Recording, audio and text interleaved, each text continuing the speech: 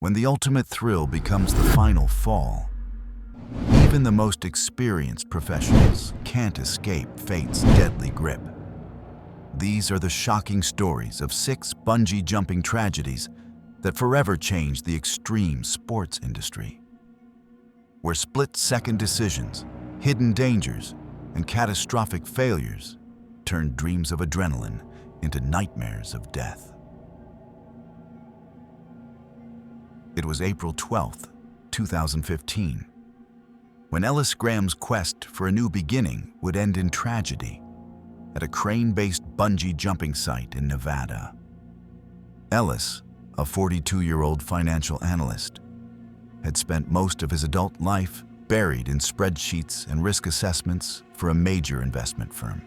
Known for his methodical nature and conservative approach to both business and personal decisions, he was the last person anyone expected at an extreme sports venue, but his recent divorce had shaken him profoundly, forcing him to reevaluate his carefully structured existence and question everything he thought he knew about himself. His 15-year-old son, Michael, had suggested the bungee jump during one of their increasingly awkward weekend visits following the custody arrangement. The teenager, desperate to connect with his suddenly distant father, thought an adrenaline rush might help Ellis break free from his emotional numbness and rediscover some spark of life. What Michael didn't know was that his father had been hiding a recently diagnosed heart arrhythmia from both his family and his medical records. The urban jumping site featured a massive industrial crane positioned strategically over an abandoned limestone quarry that had been converted for recreational use. Ellis arrived that morning with Michael, both nervous but determined to create a positive memory together after months of strained interactions. The facility appeared professional and well-maintained, with proper safety equipment and trained staff members who seemed experienced and competent. Ellis deliberately omitted his cardiac condition from the comprehensive medical screening form, convincing himself that his prescribed medication had the problem under control and that disclosure would only complicate matters unnecessarily. Staff fitted him with a full-body harness, plus secondary ankle cuffs, following standard protocol for all jumpers. The facility used a hybrid redundancy system, combining both harness types to exceed state safety standards. An automated external defibrillator was present on the platform as required by state regulations. The crane lifted Ellis 200 feet above the quarry as his heart rate climbed steadily from anticipation and mounting anxiety. Unknown to everyone present, the combination of adrenaline and extreme physical stress was creating dangerous irregularities in his cardiac rhythm that his medication could no longer suppress. He executed a clean step-off, falling smoothly through the crisp morning air with perfect form. The bungee cord performed exactly as designed, stretching to its calculated maximum extension before beginning the upward rebound phase. Ellis completed the initial rebound successfully, but within seconds of reaching the apex, his body went abruptly limp mid-swing as his cardiac system failed catastrophically. His body suddenly went limp, all purposeful movement ceasing as he hung motionless from the functioning equipment. The trained supervisor immediately recognized the medical emergency and activated retrieval procedures. Staff began lowering Ellis back to the platform while calling for emergency assistance. The rhythm was consistent with ventricular fibrillation, a sudden arrhythmia occasionally triggered by intense stress. Staff rotated through CPR compressions while administering oxygen. Michael watched in horror as paramedics arrived and continued advanced life support measures. Despite over 20 minutes of aggressive resuscitation efforts, Ellis could not be revived. He was pronounced dead at the scene, having suffered a massive cardiac arrest triggered by the extreme physiological stress, combined with his underlying arrhythmia. The investigation revealed that all equipment had functioned properly, and staff had followed correct procedures. The tragedy stemmed entirely from Ellis's failure to disclose his cardiac condition during medical screening. His deception, born from a desperate desire to connect with his son, had cost him his life. The facility temporarily suspended operations while implementing enhanced medical clearance requirements. The crane jumping operation eventually reopened under stricter protocols, but the site would forever be marked by the memory of a father who died trying to bridge the gap with his teenage son. It was November 7th, 2016, when 19-year-old Cordelia Hayes would pay the ultimate price for her reckless deception at a desert bungee jumping tower in Arizona.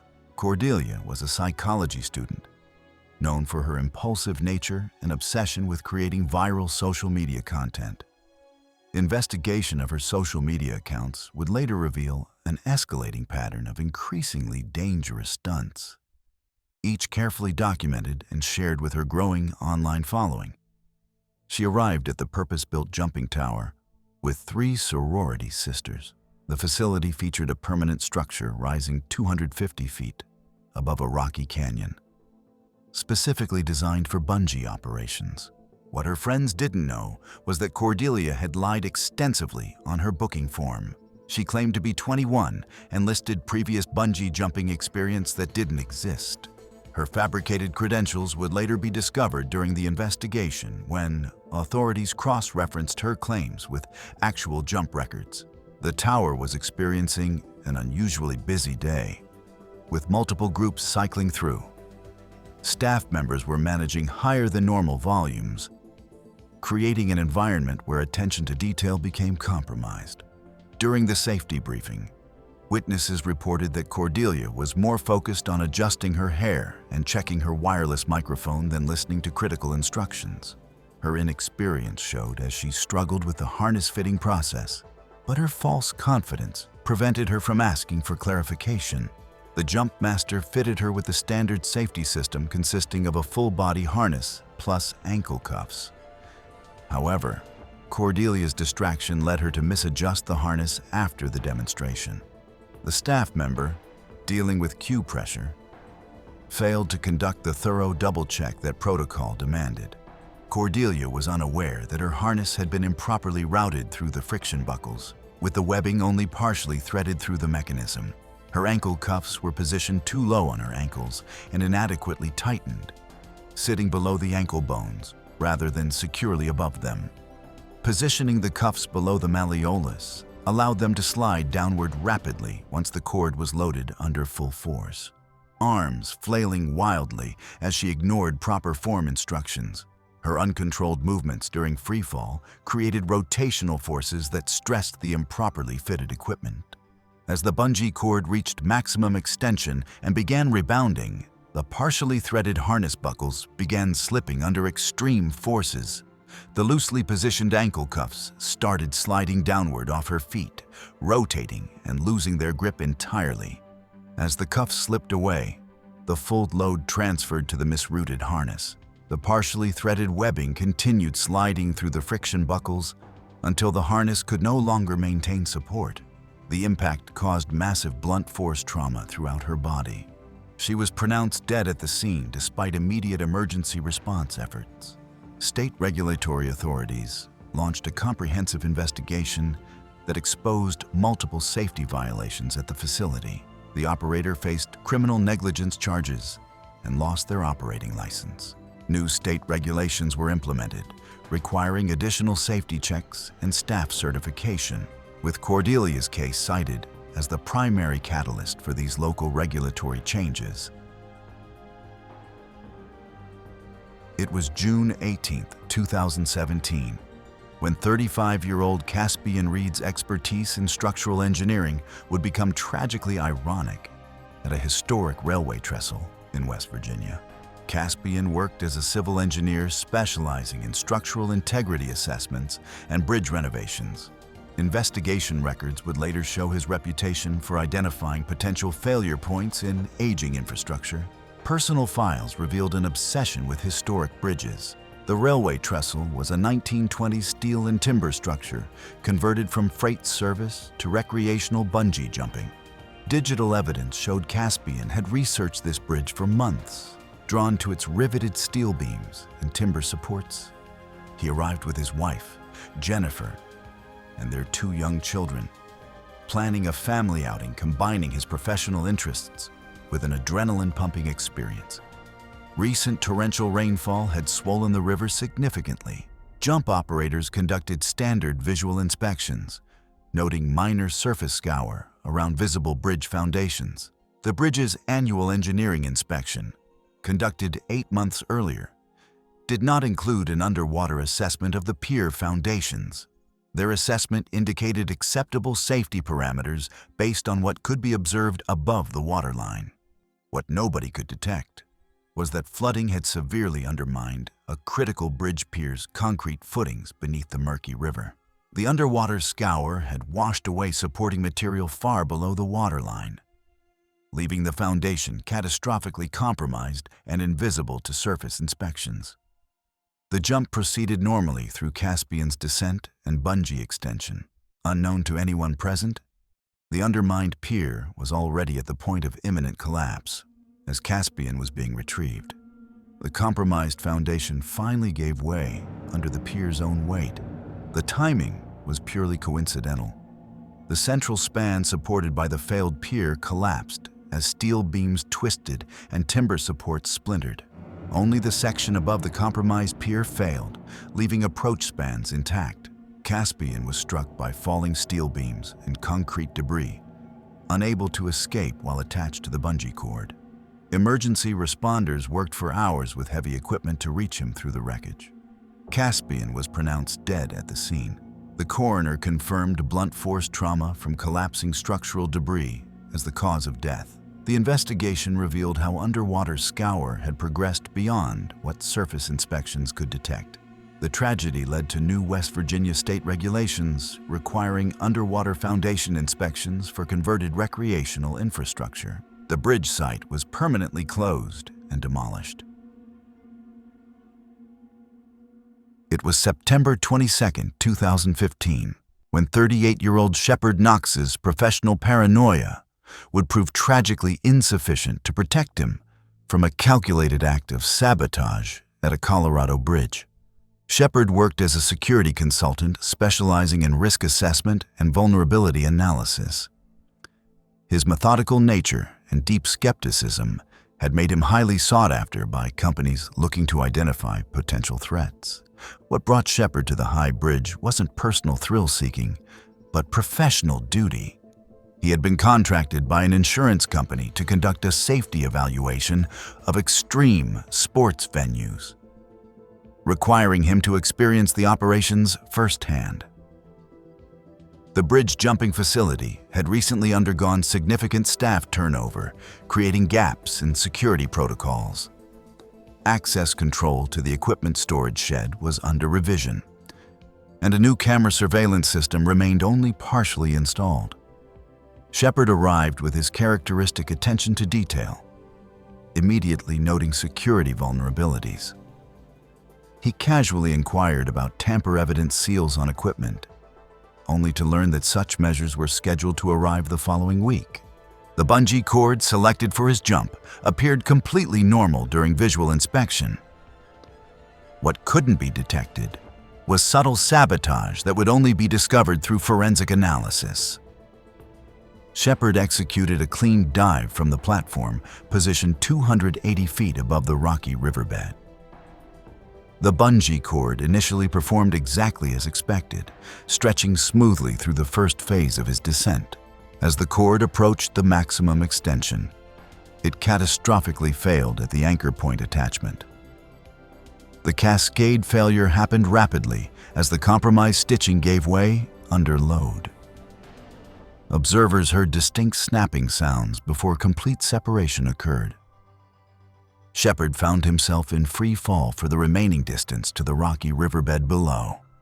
The impact at high speed caused massive polytrauma, with severe head and thoracoabdominal injuries that proved immediately fatal.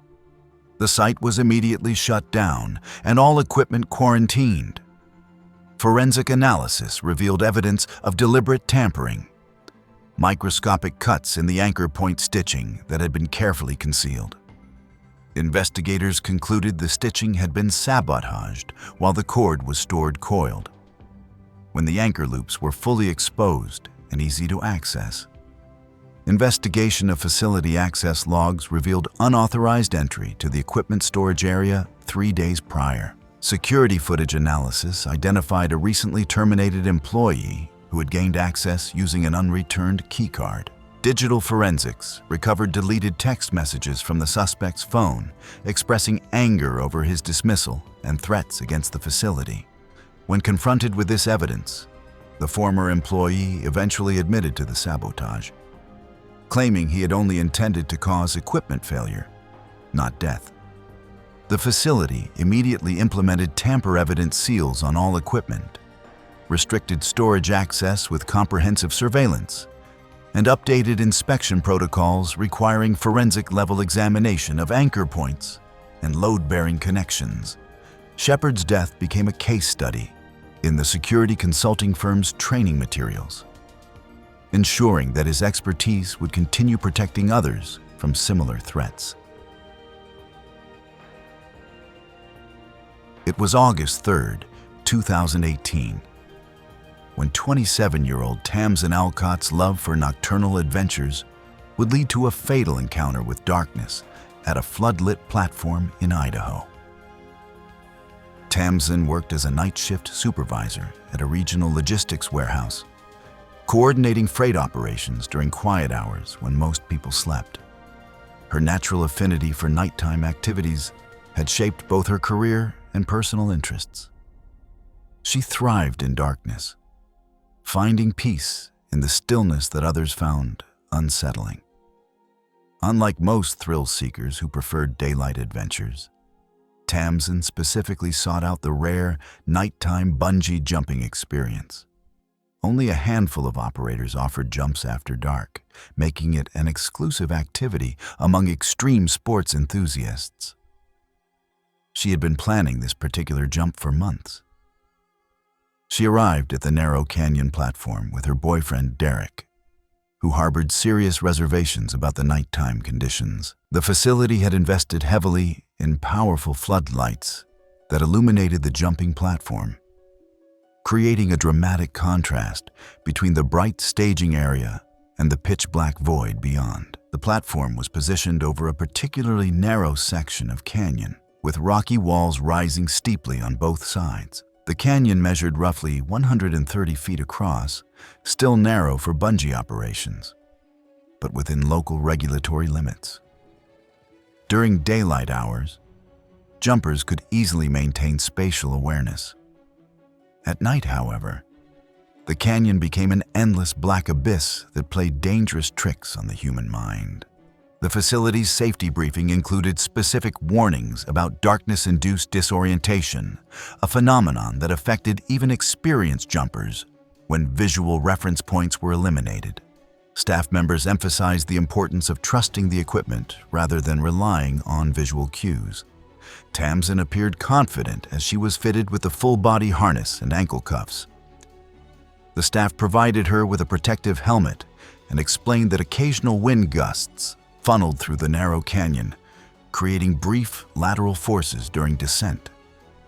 As Tamsin stepped to the edge, the powerful floodlights created a stark boundary between known and unknown. Beyond the illuminated circle, the canyon walls disappeared into complete darkness, creating a disorienting visual effect that made the drop appear infinitely deep. The jump began smoothly, with Tamsin executing a clean step-off with textbook form.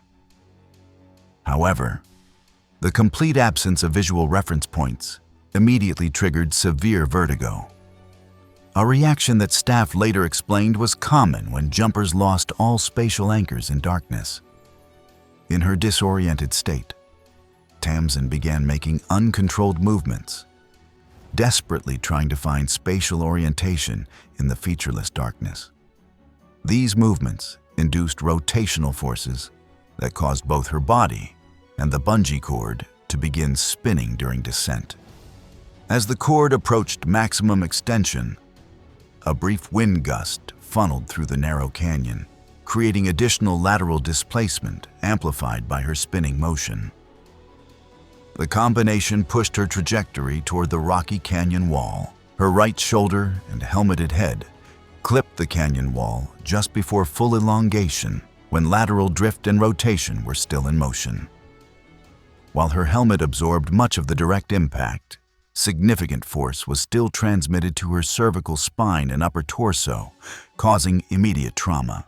The rebound phase, affected by cord twist and the off-center downward path, created a lateral pendulum arc that carried her back toward the rock face.